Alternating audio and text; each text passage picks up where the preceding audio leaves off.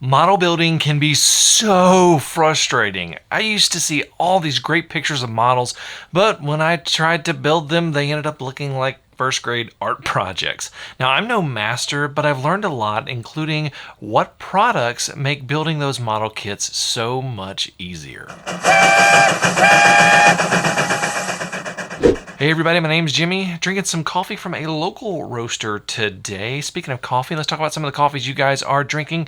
Victoria L is drinking Apocalypse coffee. Particularly, she loves the Awakening blend. Says it's super tasty and goes well with vanilla milk. Bill Graham says he's drinking Equator coffee from Almonte, Ontario. I hope I'm saying that town name right. And Omelette Guy says he's drinking black tea with no sugar. Coffee, tea, whatever gets you going in the morning. All right, let's jump into this. Building models for your railroad or whatever take practice and skill, but having the right tools and supplies definitely help too. Here are my favorites for model building, and yes, they will be linked below. First, I'm going to go over what holds it all together: glue. My two favorite types of adhesives are plastic cement and super glue. Plastic cement cannot be beat for building plastic model kits. The way it works is that it causes a chemical reaction that essentially welds the two pieces of plastic together. This makes the bond incredibly strong. For everything else, I use super glue. Specifically, I use thick super glue. Actually, I even use super glue to put plastic kits together sometimes, like I did with the cement distributor back here. You may also see it listed as high viscosity, and my favorite brands for these are Tamiya for plastic cement and Starbond for super glue. Now, on to building aids. My favorite building aid, hands down, are 123 blocks. These are steel blocks used for precision machining, but they're also great for not only holding items in place because of their weight, they're pretty hefty, but they are also great for making right angles as close to square as possible with your kits. I use them to make sure that my corners are exactly the way that they're supposed to be.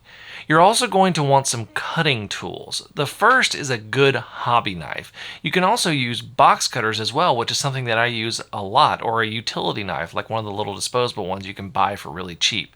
These are really great for trimming off any flashing that may be on the pieces of your kit from where it was molded. Second, you'll probably want some sort of flush cutters. You may also know these as nippers.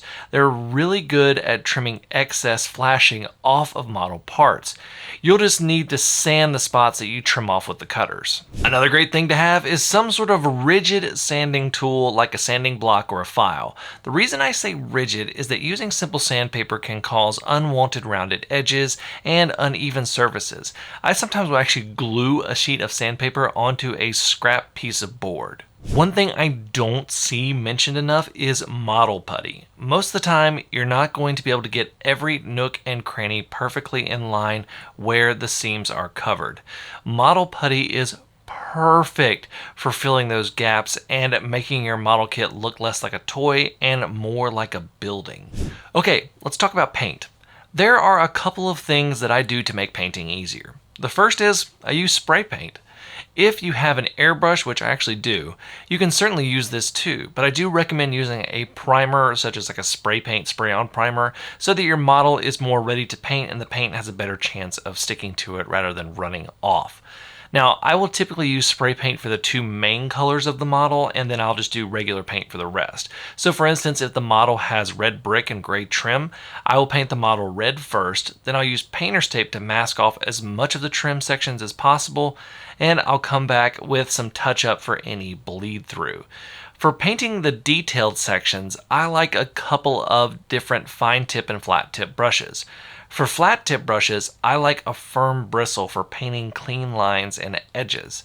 I will use small fine tip brushes for narrow areas and small details. A great example of this is painting those window frames on buildings is a great area to use fine tip brushes. And then the trim and the little ledges are a great place where to use the firm flat tip bristle brushes. Now, I already said that I use the spray paint for the big chunks of paint on the models, the first two main colors. For detail painting, I like to use those cheap acrylic paints that you can find in most craft sections or craft stores. One common brand is Apple Barrel, and you can find tons of different colors in this.